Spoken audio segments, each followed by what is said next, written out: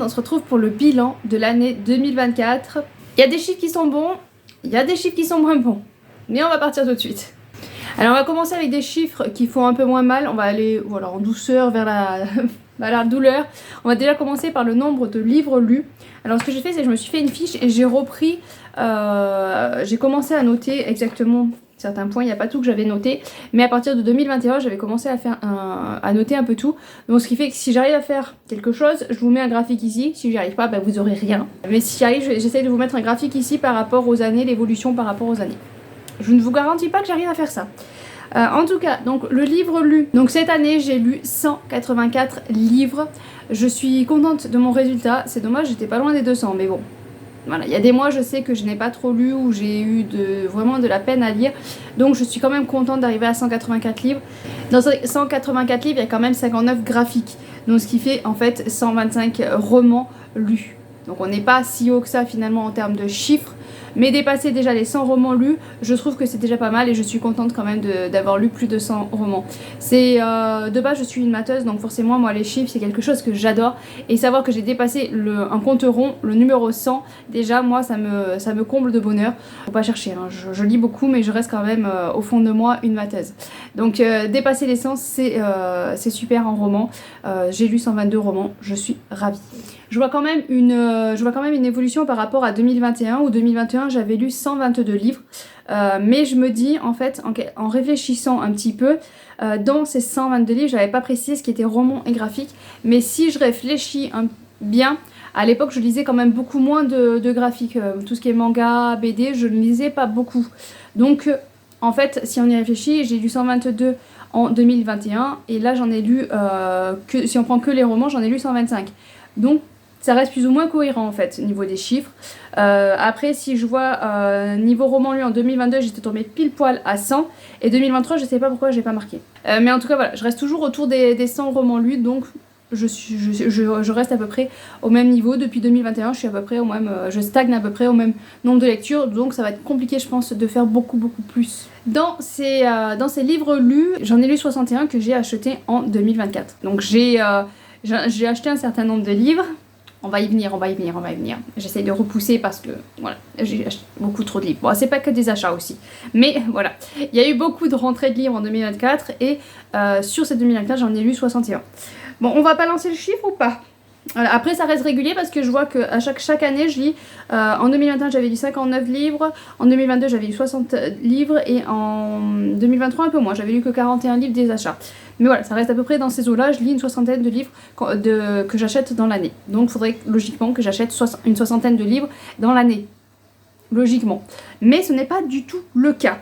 Il faudrait aussi, je vous montrerai, il faudrait que je calcule et que je mette le chiffre quelque part, des livres que j'ai réellement achetés, que je supprime les cadeaux et les SP pour voir exactement la différence.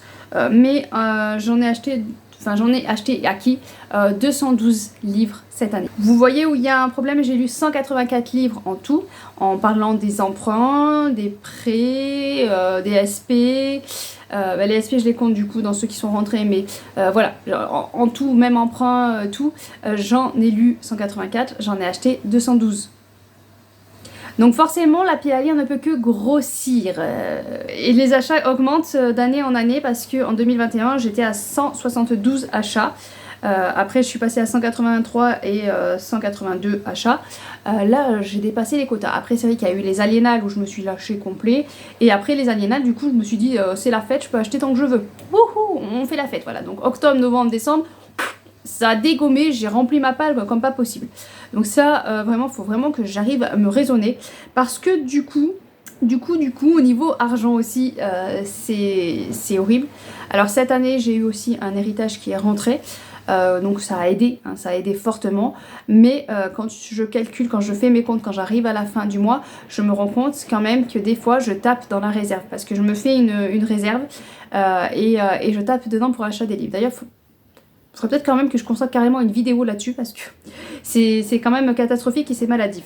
Mais bon, en tout cas, en 2022, parce que 2021, j'ai pas marqué, donc je ne sais pas, mais en 2022, j'ai dépensé 1792 €. Ça fait beaucoup parce que j'achète neuf, voilà, pour soutenir les maisons d'édition, pour soutenir les auteurs, j'achète neuf essentiellement. Je sais qu'il y en a beaucoup qui prennent l'occasion et tout ça. J'ai tenté deux, trois fois, ça a été un échec. Je me suis retrouvée avec une épreuve non corrigée, avec un livre assez détérioré. Donc voilà, je préfère acheter neuf parce que déjà ça soutient la maison d'édition et l'auteur et je peux me le permettre. Voilà, c'est ça aussi, c'est que pour l'instant je peux me le permettre. L'année prochaine, c'est pas dit que je puisse parce que va y avoir les études des enfants et tout ça, donc voilà. Mais pour l'instant, tant que je peux me le permettre, c'est vrai qu'il y a eu une grosse rentrée d'argent avec un héritage. Voilà, aussi c'est pour ça aussi que je me suis dit c'est bon, on a de l'argent, on fait la fête, on va tout dépenser. En 2022, j'ai dépensé 1792 €. 2023, 1611 €, donc j'avais réussi à diminuer ça. Et je m'étais dit, voilà, ce serait bien que j'arrive à diminuer et arriver à 1500 €. Mais vu le nombre d'achats, hein, voilà, on a 212, je vous rappelle, on est à 2425 €. J'ai dépassé 2000 € d'achats dans les livres, sachant que je ne travaille pas, donc ça veut dire que c'est... Enfin, donc j'ai une cagnotte d'argent, on va dire, qui rentre, donc je m'en sers aussi pour les achats, mais je n'arrive pas à faire une cagnotte de 2500 € quoi. On est à 2425 exactement. La cagnotte que j'arrive à me faire ne va pas atteindre ce chiffre-là. Donc ça veut dire que je tape, comme je vous ai dit, par moment dans la réserve d'argent qu'on a. Et puis je tape aussi par la CAF, quoi, que je touche pour les enfants. Parce que la CAF, normalement, c'est pour les enfants. Voilà, c'est pas pour me plaisir de lire. Mais voilà, donc cette année, j'ai un petit peu légèrement dépassé le quota d'argent que je devrais dépenser. Après, comme je vous ai dit, voilà, j'ai tapé surtout dans l'héritage aussi parce que, pour être honnête, j'ai touché 17 000 € cette année. C'est arrivé en septembre, là, ma mère avait une assurance par rapport au boulot. Ça fait 5-6 ans. On est en quoi, 2018, 2004, 5, ouais, ça fait 6 ans qu'elle est décédée et on a eu un courrier comme quoi elle avait une assurance vie par rapport au travail, qu'on pouvait toucher quelque chose. 6 ans après, hein. Ils ont pris le temps quand même les assurances, mais bon, en tout cas voilà, on a fait les papiers, ce qui fait qu'on a touché 17 000 €, on est 3, donc tous les 3 on a touché 17 000 €, ce qui fait que voilà, je pense que cette rentrée-là m'a fait dire fin d'année, tu peux te lâcher, fais-toi plaisir. Donc, cette rentrée-là a été bienvenue et a fait que voilà, je me suis permis de dépenser plus, mais ce que j'ai dépensé avant septembre, je n'étais pas au courant que j'allais toucher cet héritage-là, ça pose quand même problème quelque part parce que faudrait que j'arrive à me maîtriser. Donc 212 qui sont rentrés, je vais vous mettre un chiffre, faut vraiment que je calcule ce que j'ai acheté exactement. Parce que j'ai eu aussi des cadeaux et des services presse, donc il n'y a pas 212 achats, quand même 212 qui sont rentrés. Vous voyez que je tourne autour du pot depuis le début, hein. Mais on va en revenir. Voilà, le nombre de livres dans ma palle a dépassé un chiffre que je ne voulais absolument pas dépasser. Moi j'avais espoir de baisser déjà ma palle, mais en plus dépasser ce chiffre là c'était pas possible. Voilà, ça me perturbe vraiment énormément, mais en regardant voilà du coup année après année, je reste régulière au niveau de l'augmentation de la palle. Je dis ça, je dis rien, mais bon, en 2021 j'avais 271 livres dans la palle. On est en 2021, tout va bien. 2022 je passe à 367 livres dans la palle, presque plus 100 livres dans ma palle. 2023, 477 livres dans ma palle. Plus de 100 livres j'ai rajouté. Donc d'année en année, j'ai rajouté plus de 100 livres. Donc 2024, en fait, je me dis, ça va parce que j'ai rajouté que 67 livres.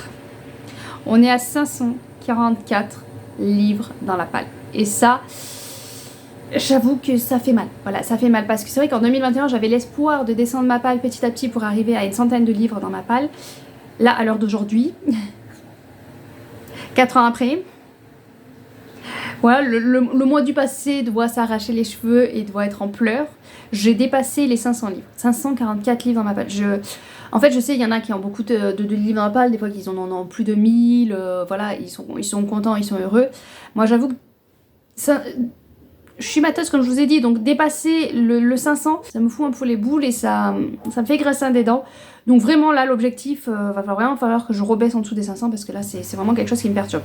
Ça me perturberait pas, je dis, voilà, on s'en foutrait, mais c'est vrai qu'il manque quelque chose qui me perturbe. Après, je me dis, voilà, comme je vous ai dit, il y a potentiellement les enfants, surtout un, c'est mal barré. Voilà, il a commencé à discuter à l'inverse. Mais normalement, il est censé faire des études. Le grand, il est censé partir à l'université. Et on a regardé. Donc l'année à l'université, c'est plus de 8 000 €. Voilà, donc déjà, voilà, ça va piquer. Et les appartements, le moins cher que j'ai trouvé, c'est 19 mètres carrés, enfin appartement studio quoi, 19 mètres carrés, c'est 408 €. Donc ça c'est par mois. Voilà, donc on a plus de 8000 € à l'année, plus s'il faut lui acheter un appart, 408 € par mois, plus la nourriture. Mais bon, ça je lui ai dit, c'est vrai que tu travailles ou tu trouves quelque chose parce que financièrement, là, même si j'arrête d'acheter des livres, ça va quand même être compliqué. Voilà, donc faut que j'arrête, donc les 8000 et quelques, faut pas que je tape dans la réserve parce qu'on les a. Les 400 par mois, si c'est pas plus, je peux arriver à les avoir. Ça sert un peu la ceinture, on peut arriver à s'en sortir. Par contre, si c'est plus, ça va être beaucoup plus galère. Et par contre, la nourriture, voilà, j'essaie de lui faire comprendre que la nourriture, ce n'est pas possible. Je ne peux pas le nourrir, en fait. Donc, il faudrait qu'il arrive à trouver un travail d'été, histoire d'économiser, avoir de l'argent pour pouvoir manger tout au long de l'année. Voilà. Mais bon, ça, normalement, c'est ce qui devrait être dans la réalité. Maintenant, dans ce qu'il commence à dire, voilà, parce qu'au départ, il était motivé, il allait à l'université. Maintenant, il commence à mettre un frein et à dire normalement l'année prochaine. Voilà, d'habitude, il dit l'année prochaine, je serai. Là, il a commencé à dire normalement l'année prochaine, j'y suis. Donc, il a changé le vocabulaire. Voilà, il nous a rajouté un normalement. Mais bon, tout ça pour dire que voilà, j'ai pu augmenter ma palle parce que pour l'instant, j'avais l'argent. Après, potentiellement que je n'aurai plus cet argent-là. Donc, voilà, c'est ça qui peut faire que je vais freiner les achats et qui va faire que ce que j'ai dans la palle, je vais pouvoir les sortir. Voilà, donc je me dis, j'ai 500 livres dans ma palle, mais en cas de problème d'argent où je peux vraiment plus m'en acheter, je sais que voilà, pendant 4-5 ans, je suis tranquille. J'ai les livres avec moi que je peux sortir. Donc bon, voilà, quelque part, je me dis, ça me fait une réserve de livres en cas de disette. Donc ils sont pas perdus, j'ai espoir de les lire quand même un jour.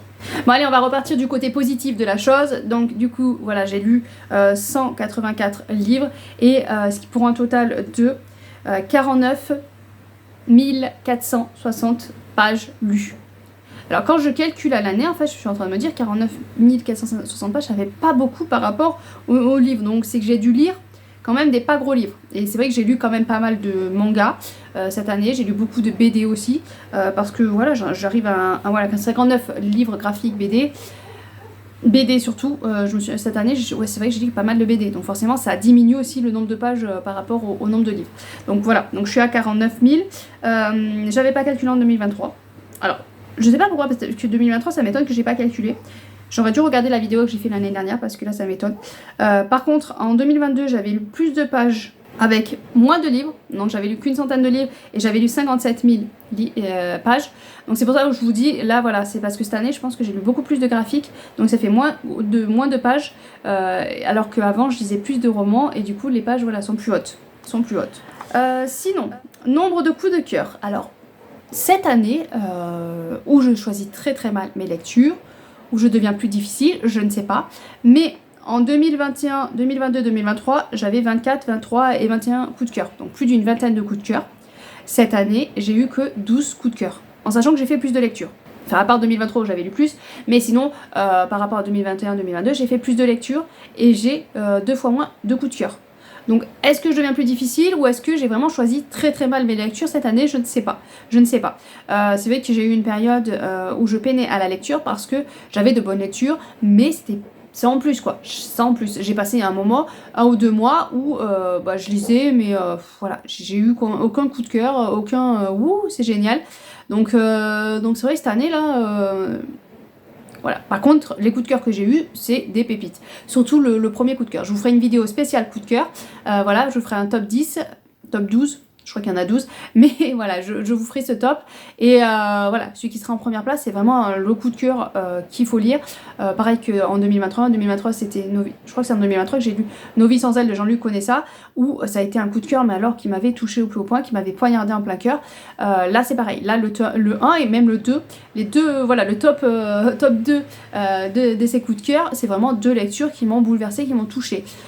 Donc, voilà, j'en ai eu moins, mais par contre j'en ai eu 2 qui ont été très très fortes pour moi. Donc au niveau des mois, les mois lus, je me suis dit je vais me reprendre, voilà, et ça, en fait c'est jamais les mêmes mois. Voilà, parce qu'en 2021 c'était en septembre, 2022 en janvier, et 2023 en mars, et là c'est en mai. Voilà, donc je me suis dit peut-être qu'il y a un mois comme ça qui va ressortir, mais non, chaque fois ça change de mois. Là c'est vrai qu'en mai, je crois que j'avais fait mars, avril, mai, où j'avais pas eu de grosses... Voilà, c'était moyen les lectures, du coup je crois que c'est là où je commençais à peiner. Mais voilà, donc en mai c'est là où j'ai le moins lu de livres. Par contre en nombre de pages, donc il y a avril, décembre et juin. Pareil, il n'y a aucun mois qui se ressemble. Mais bon, en nombre de pages, c'était en juin que j'ai le moins lu cette année. Donc vous voyez, j'ai lu moins de livres en mai, mais j'ai lu moins de pages en juin. Donc c'est pas forcément lié les deux.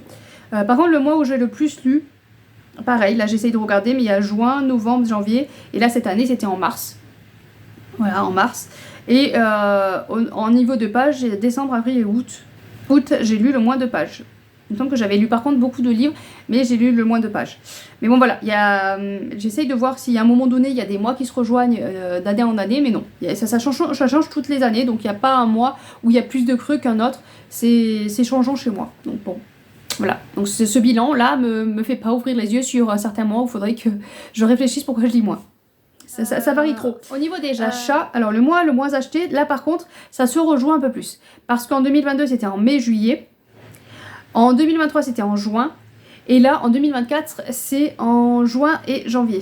Voilà, donc on arrive début d'été. Voilà, mai, juillet, juin.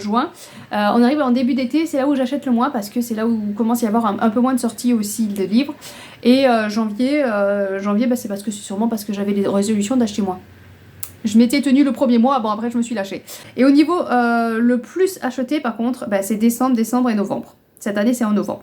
Alors décembre c'est parce que quand je dis le plus acheté, c'est que je prends aussi les cadeaux en compte. Donc forcément décembre. Par contre là, novembre, je me suis tellement lâchée cette année que du coup ça surpasse la quantité de livres qui est rentrée chez moi de décembre. Alors c'est pour dire comme quoi je me suis lâchée en novembre. Hein. Octobre, novembre, décembre, de toute façon ça a été la débandade. Mais là je vois que c'est novembre carrément qui gagne le gros lot. Le nombre de sagas en cours. Alors là, en prenant du coup 2021, il y en avait 42. Hop, on fait un bond en 2024. Il y en a 86. J'ai plus que doublé par rapport à 2021. Voilà, il y en a 86. Pourtant, par contre, j'ai fini beaucoup plus de sagas. Parce que l'année dernière, j'avais fini 14 sagas. Cette année, j'en ai fini 23. Donc j'ai fini beaucoup plus de sagas, mais je reste quand même avec un nombre qui dépasse. Parce que l'année dernière, il y en avait 84 de sagas en cours. Là, on est passé à 86. Voilà, donc ça fait quand même beaucoup. Ça fait beaucoup de sagas en cours, donc c'est vrai que cette année, il faut quand même que je mette aussi un accent à finir des sagas et arrêter d'en commencer. Mais arrêter d'en commencer, c'est un peu compliqué. Voilà, c'est un peu compliqué. Mais il faut vraiment que j'arrive à finir des sagas. Donc voilà un petit peu pour ce bilan d'année 2024 qui, au niveau des nombres de lectures, est plutôt pas mal.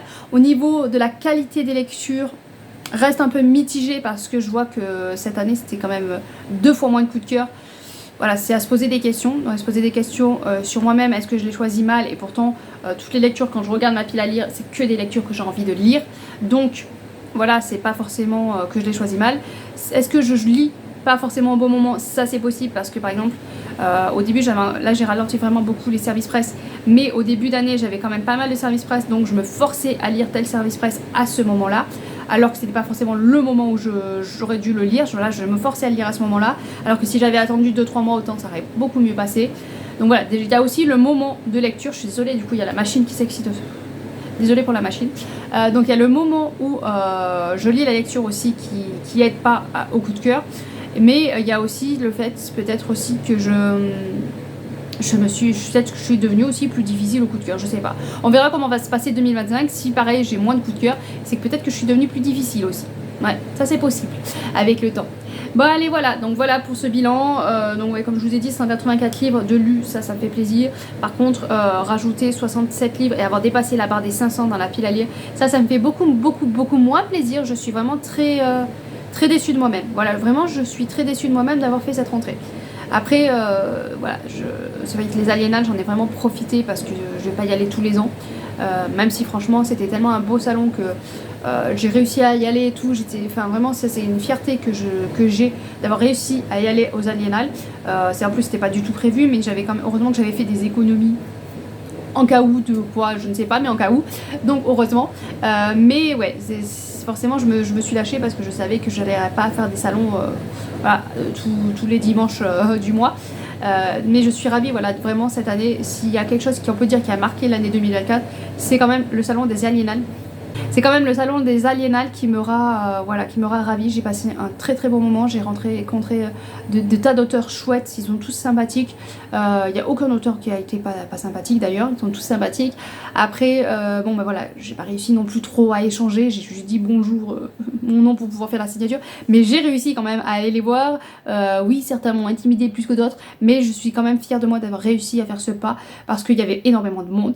Il y avait de la foule et du coup par moment tellement que c'était serré, il y avait du contact physique, pas voulu, pas exprès, mais voilà, des fois tu as un contact physique et moi voilà c'est quelque chose que je n'aime pas, même s'il n'est pas fait exprès, je suis un peu de mal, mais j'ai réussi et du coup voilà, je suis pour une fois, c'est la première fois je crois de ma vie que je suis fière de moi, donc voilà, je le dis.